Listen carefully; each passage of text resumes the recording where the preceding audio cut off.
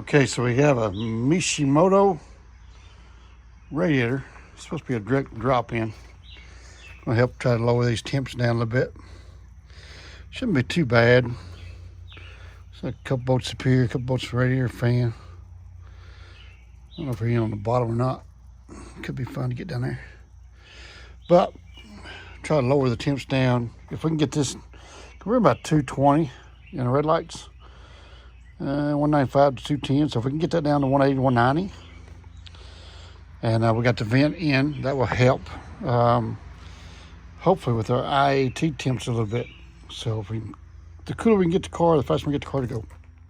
All right, fix and drill a hole in the hood for the Pro Charger. Did the vent the other day, fix to stick the Pro Charger through the hood now. Get them temperatures down. No turning back now because we already drilled the hole. Yeehaw!